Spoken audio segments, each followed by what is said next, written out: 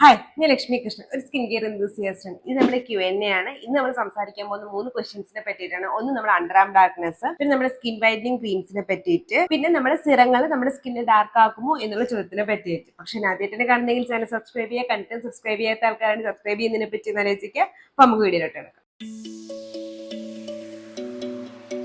First question ആണ് നമ്മുടെ under arm darkness. First മനസ്സിലാക്കുക, നമുക്ക് ഒരുപാട് റീസൺസ് കാരണം അണ്ടർ ആം ഡാർക്ക്നെസ് വരാൻ ചാൻസ് കൂടുതലാണ്.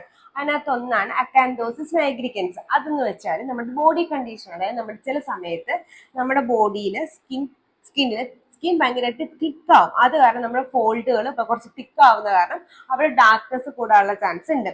അത് നമ്മുടെ അണ്ടർ ആം മാത്രമല്ല, അത് നമ്മുടെ നെക്ക് ബാക്ക്, ഗ്രോൺ ഏരിയ, ഇവിടെയൊക്കെ ആ ഒരു ഡാർക്ക്നെസ് നമുക്ക് ഫീൽ ചെയ്യും. രണ്ടാമത്തേന്ന് വെച്ചാൽ നമ്മൾ ഡിയോഡ്രന്റ്, ആന്റിസ്പൈറന്റ്, അതൊക്കെ ഡിയോഡ്രന്റിനകത്തുള്ള സാധനങ്ങളാണ്. അതൊക്കെ യൂസ് ചെയ്യുമ്പോൾ നമ്മുടെ അവിടുത്തെ സ്കിൻ ഇറിറ്റേറ്റഡ് ആവും.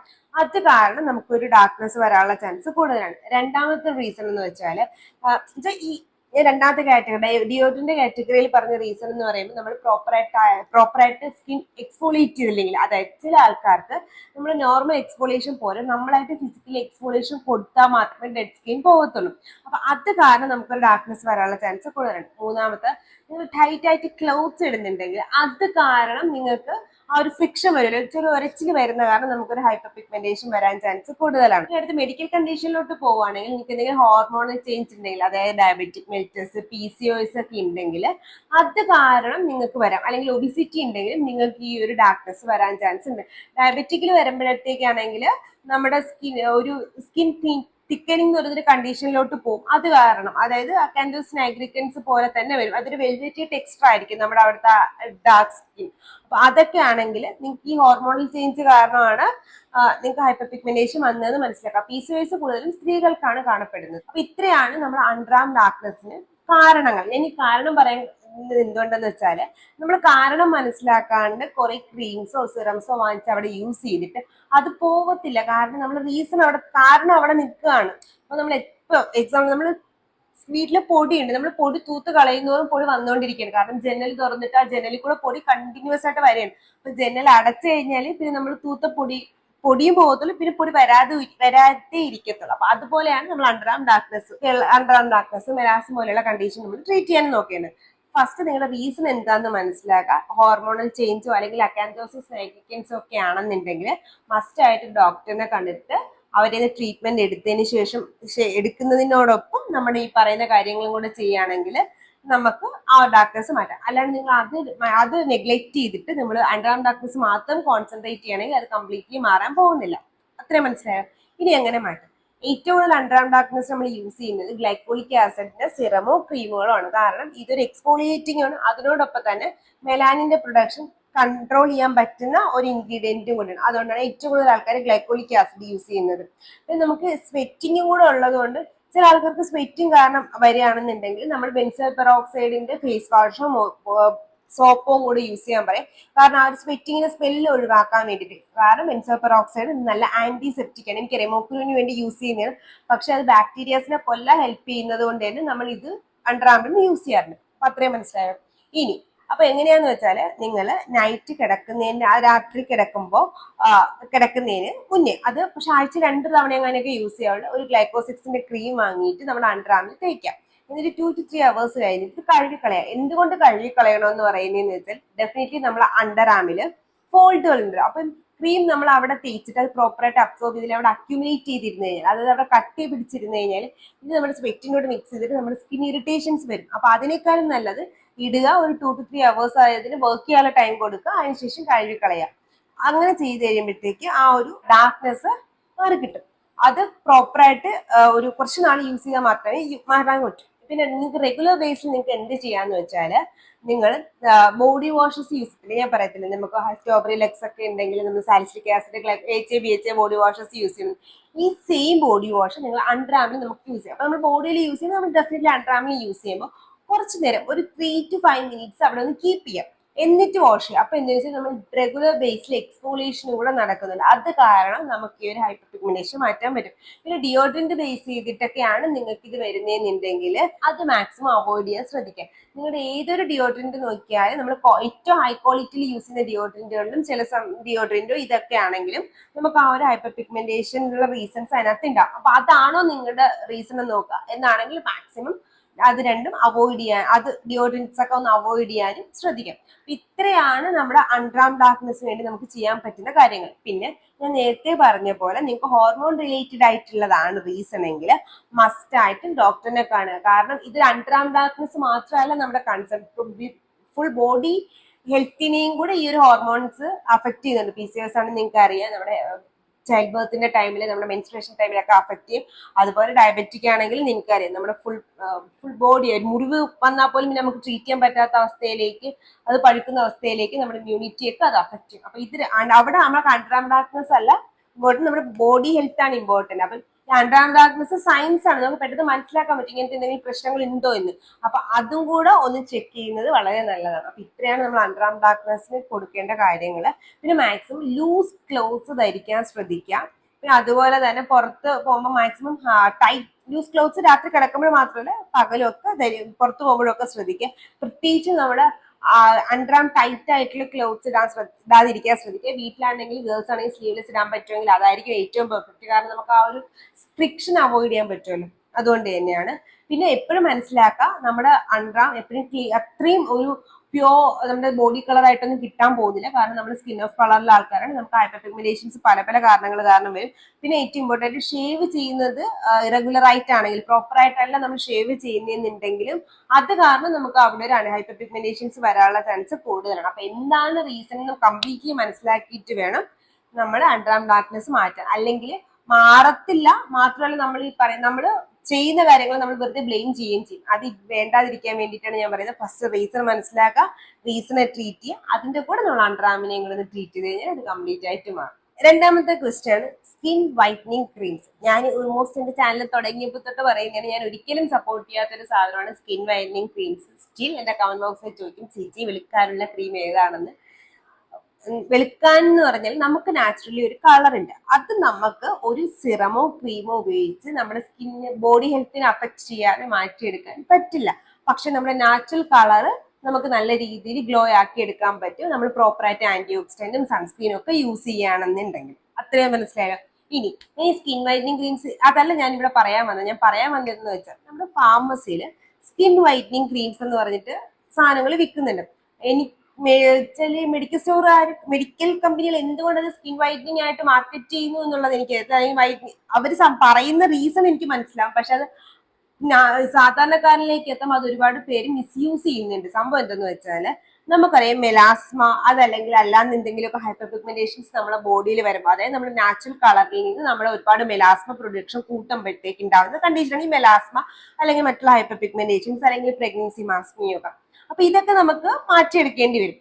ആ സമയത്ത് നമ്മൾ അല്ലെങ്കിൽ സൺടാൻ ഓവറായിട്ട് സൺടാൻ വരും, അതൊക്കെ നമുക്ക് മാറ്റിയെടുക്കാനായിട്ട് നമ്മൾ ഡോക്ടറിനെ പോയി കാണുമ്പോൾ അവർ പ്രിസ്ക്രൈബ് ചെയ്ത് യൂസ് ചെയ്യാൻ വേണ്ടിയാണ് ഈ ക്രീംസ് ഫാർമസിയിൽ വെച്ചേക്കുന്നത്. എന്തുകൊണ്ടെന്നാൽ ഇതൊന്നും നമുക്ക് പ്രിസ്ക്രിപ്ഷൻ ഇല്ലാണ്ട് വാങ്ങിക്കാൻ പറ്റില്ല. ഏതൊക്കെയാണ് ഇൻഗ്രീഡിയൻസ് എന്ന് വെച്ചാൽ ഹൈഡ്രോക്വിനോൻ, ട്രെറ്റിനോയിൻ, ഗ്ലൈക്കോളിക് ആസിഡ് 12%, അല്ലെങ്കിൽ ഇത് മൂന്നും അടങ്ങിയ ഗ്ലൈക്കോളിക് ആസിഡ്.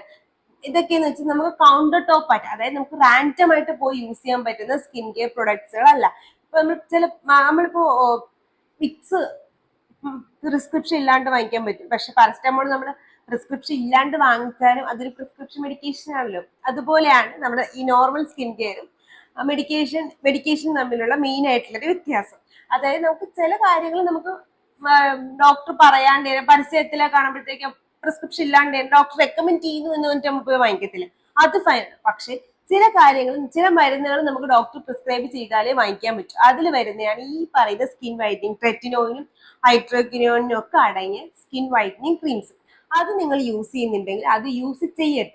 റീസൺ എന്താന്ന് വെച്ച് കഴിഞ്ഞാൽ ഇതെല്ലാം നമുക്ക് യൂസ് ചെയ്യുന്നതിന് ഒരു കാലപരിധി ഉണ്ട്. അതായത് നമ്മൾ ആന്റിബയോട്ടിക്സ് കഴിക്കുമ്പോൾ നമ്മൾ 4 ആഴ്ച കഴിക്കാവുള്ളൂ, 2 നേരമേ യൂസ് ചെയ്യാവുള്ളൂ, അങ്ങനെയൊക്കെ നമ്മൾ ഡോക്ടർ പറയത്തില്ല. അതുപോലെയാണ് ഈ സ്കിൻ വൈറ്റനിങ് ക്രീംസ് യൂസ് ചെയ്യുന്നത്. നമുക്കിത് 6 ആഴ്ചയൊക്കെ യൂസ് ചെയ്യാൻ പാടുള്ളൂ. അതുപോലെ തന്നെ നമുക്ക് നമ്മുടെ സ്കിന്നിന്റെ തിക്നെസ് അനുസരിച്ച് ഒരാൾക്ക് എത്രത്തോളം ഇന്റൻസിറ്റി ഹൈപ്പർ പിഗ്മെന്റേഷൻ ഉണ്ട് അതനുസരിച്ച്, അല്ലെങ്കിൽ നമ്മുടെ സ്കിന്നിന്റെ ഏത് സ്കിൻ ടൈപ്പ് ആണെന്ന് മനസ്സിലാക്കിയിട്ട്, അല്ലെങ്കിൽ ഏത് സ്കിൻ കണ്ടീഷൻ ആണെന്ന് മനസ്സിലാക്കിയിട്ടൊക്കെ വേണം ഈ ഫാർമസി ക്രീംസുകൾ നമ്മൾ യൂസ് ചെയ്യേണ്ടത്. നിങ്ങൾ വെളുക്കാൻ വേണ്ടിയിട്ട് നമ്മുടെ സമൂഹത്തിന്റെ സ്റ്റീരിയോ ടൈപ്പ് അനുസരിച്ച് നമുക്ക് വെളുക്കാൻ വേണ്ടിയിട്ട് നമ്മൾ ഇതൊക്കെ പോയി വാങ്ങി യൂസ് ചെയ്യുകയാണെങ്കിൽ ഇത് ഒരുപാട് സൈഡ് എഫക്ട്സ് ചെയ്യും. മെയിൻ ആയിട്ടുള്ള സൈഡ് എഫക്ട്സ് ഹൈഡ്രോക്വിനോണിൽ നിന്ന് വരുന്നതെന്ന് വെച്ചാൽ ഡെഫിനറ്റ്ലി ഹൈഡ്രോക്വിനോൺ ഹൈപ്പർ പിഗ്മെന്റേഷൻ മാറ്റാനും നമ്മുടെ സ്കിന്നിന്റെ കളർ മാറ്റിയെടുക്കാനും ഒക്കെ പറ്റിയ സാധനമാണ്. പക്ഷെ നമ്മൾ പ്രിസ്ക്രിപ്ഷൻ ഇല്ലാണ്ട് ഇത് യൂസ് ചെയ്യാന്നുണ്ടെങ്കിൽ ഫസ്റ്റ് നമ്മുടെ സ്കിന്നിന്റെ തിക്നെസ് കുറയും. 2, നമുക്ക് വെയിലത്ത് പോലും ഇറങ്ങാൻ പറ്റാത്ത അത്രയും നമ്മുടെ സ്കിൻ ബാരിയർ ഡാമേജ് ആവും. 3, നമ്മുടെ സ്കിന്നിന് നാച്ചുറൽ ആയിട്ടൊരു ഹെയർ ഉണ്ടാവില്ല, അതിന്റെ ഗ്രോത്ത് ഒരുപാട് കൂടും. 3 എന്ന് വെച്ചാൽ ഒരുപാട് പിമ്പിൾസ് വരും. 5, നിങ്ങൾ എന്തിനാണോ സ്കിൻ വൈറ്റനിങ് ക്രീംസ് യൂസ് ചെയ്ത് വെളുക്കാൻ വേണ്ടി ഒരു പോയിന്റ് കഴിയുമ്പോഴത്തേക്ക് കറക്കാൻ തുടങ്ങും. ഇതൊരു പെട്ടെന്ന് ഉണ്ടാവുന്ന ഒരു പ്രൊസീജിയർ ആണോ എന്ന് ചോദിച്ചാൽ അല്ല. ചില ആൾക്കാർ ഇത് വർഷങ്ങളായിട്ട് യൂസ് ചെയ്യും. നിങ്ങളൊരു പോയിന്റ് എത്തുമ്പോഴത്തേക്ക് നിങ്ങൾക്ക് അത് മനസ്സിലാവും. വർഷങ്ങളായിട്ട് യൂസ് ചെയ്യുന്നത് മേ ബി നമ്മുടെ ഇന്ത്യൻ സ്കിൻകാർ കുറച്ച് മെലാനിൻ പ്രൊഡക്ഷൻ ഒക്കെ കൂടുതലായതുകൊണ്ട് നമുക്ക് അഫക്ട് ചെയ്യാത്തതാണ്.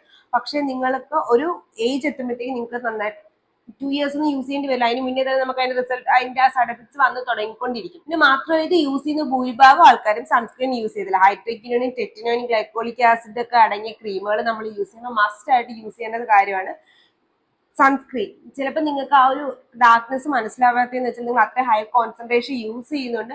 അത് ആ ടാനിങ്ങും കൂടെ കവർ ചെയ്ത് നിങ്ങളുടെ മെലാനിൻ പ്രൊഡക്ഷൻ കൺട്രോൾ ചെയ്യുന്നതുകൊണ്ടാണ്. പക്ഷേ ഇത് ലോങ് ടൈമിൽ വരുമ്പോൾ നിങ്ങളുടെ സ്കിന്നെ നന്നായിട്ട് അത് അഫക്ട് ചെയ്യുകയും ചെയ്യും. നിങ്ങൾക്ക് ഒരു പോയിന്റ് നിർത്താൻ പറ്റില്ല. അഡിക്ഷൻ പോലെയാണ് നമ്മുടെ സ്കിന്നിനത്. നമുക്ക് നിർത്തണം എന്നുണ്ട്, പക്ഷെ നമുക്ക് നിർത്താൻ പറ്റില്ല. നിർത്തിക്കഴിഞ്ഞാൽ അപ്പോഴും മൂക്കൂര് വരും, വല്ലാത്തൊരു കണ്ടീഷനിലോട്ട് പോകും. ഒരുപാട് പേര് എനിക്ക് DM ആയിട്ടും വരാറുണ്ട്, കമന്റ് ബോക്സിലൊക്കെ പറയുന്ന ഒരു കാര്യമാണ്, ചേച്ചി എനിക്ക് ക്രീം നിർത്തണം പക്ഷെ നിർത്താൻ പറ്റുന്നില്ല എന്ന് വെച്ചാൽ സ്കിന്നിങ്ങനെ ഡാമേജ് ആയിക്കൊണ്ടിരിക്കുകയാണ്. പക്ഷെ എന്നും പറഞ്ഞ് നമ്മൾ നിർത്താൻ നിന്ന് കഴിഞ്ഞാൽ മൂക്കുരു വരികയും ചെയ്യും. ആ ഒരു കണ്ടീഷനിലോട്ട് പോകും, സ്കിൻ കറക്കാനൊക്കെ തുടങ്ങും. അപ്പൊ അങ്ങനെ യൂസ് ചെയ്യാതിരിക്കാൻ ശ്രദ്ധിക്കുക. ഇങ്ങനത്തെ യൂസ് ചെയ്യുന്നുണ്ടെങ്കിൽ നിങ്ങൾക്ക് എങ്ങനെ നിർത്തണം എന്ന് വെച്ചാൽ സഡൻ ആയിട്ട് നിർത്തരുത്. അതായത് ഇത് ഞാൻ പറഞ്ഞതുകൊണ്ട് നോക്കി ഇന്ന് രാത്രി ഞാൻ ഉപയോഗം നിർത്തി അങ്ങനെ നിർത്തരുത്. നിങ്ങൾ അത് യൂസ് ചെയ്യുന്ന 2 നേരമാണെങ്കിൽ ആദ്യത്തെ ഒരാഴ്ച 1 നേരം ആക്കുക, നൈറ്റ് മാത്രമേ യൂസ് ചെയ്യുക.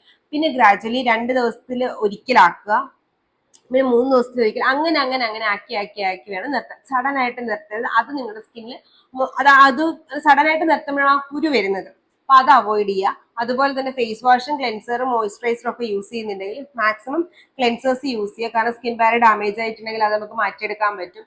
മോയ്സ്ചറൈസേഴ്സ് നിങ്ങളുടെ സ്കിൻ ടൈപ്പിനനുസരിച്ചുള്ള വാങ്ങിക്കുക, ഫ്രാഗ്രൻസ് ഇല്ലാത്ത. സൺസ്ക്രീൻ വാങ്ങിക്കുമ്പോൾ എപ്പോഴും ഫിസിക്കൽ സൺസ്ക്രീൻ, അതായത് അതിനകത്ത് സിങ്ക് ഓക്സൈഡും ടൈറ്റാനിയം ഓക്സൈഡും ഫിൽറ്റേഴ്സ് ഉള്ള സൺസ്ക്രീൻ. അതായത് എക്സാമ്പിൾ പറയാൻ നമ്മുടെ ഡോക്ടർ ഷേത്തിന് മിനറൽ സൺസ്ക്രീൻസ്, അല്ലെങ്കിൽ നമ്മുടെ ന്യൂട്രിജീനയുടെ സിങ്ക് ഓക്സൈഡ് സൺസ്ക്രീൻ, ഇതൊക്കെ ലെസ് ഇറിറ്റേറ്റിംഗ് ആയിട്ടുള്ള സൺസ്ക്രീൻ ആണ്. അങ്ങനത്തെ സൺസ്ക്രീൻ ഒക്കെ യൂസ് ചെയ്തിട്ട് മാറ്റാൻ ശ്രദ്ധിക്കുക. മാക്സിമം ഇനി ഇങ്ങനത്തെ ക്രീംസ് വാങ്ങിക്കാൻ ഉദ്ദേശിച്ചിട്ടുണ്ടെങ്കിൽ മാക്സിമം വാങ്ങിക്കാതിരിക്കുക.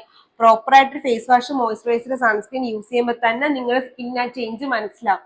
ഈ വൈറ്റനിങ് ക്രീംസ് ഒക്കെ വെച്ചാൽ 2 ദിവസം കൊണ്ട് നിങ്ങൾക്ക് ആ വൈറ്റനിങ് കാണുന്നതുകൊണ്ടാണ് നിങ്ങൾക്ക് ആ റിസൾട്ട് കിട്ടുന്നത്. പക്ഷേ നമുക്ക് അതല്ല വേണം. നമുക്ക് എപ്പോഴും വൈറ്റ് സ്കിൻ അല്ല വേണം, നമുക്ക് ഹെൽത്തി സ്കിൻ ആണ്. അത് എപ്പോഴും മനസ്സിലാക്കിയിട്ട് വേണം നിങ്ങൾ എപ്പോഴും സ്കിൻ കെയർ ഫോളോ ചെയ്യാൻ. പിന്നെ ഒരു സ്കിൻ കെയർ എന്ന് വെച്ചാൽ കോംപ്ലക്സ് പ്രോസസ് എന്നല്ല, 3 കാര്യം പല്ല് തേക്കുന്നതിന്റെ കൂടെ ചെയ്യാൻ പറ്റിയ 3 കാര്യങ്ങൾ മാത്രമേ ഉള്ളൂ. അതിന് സമയമില്ല എന്നാരും പറയരുത്.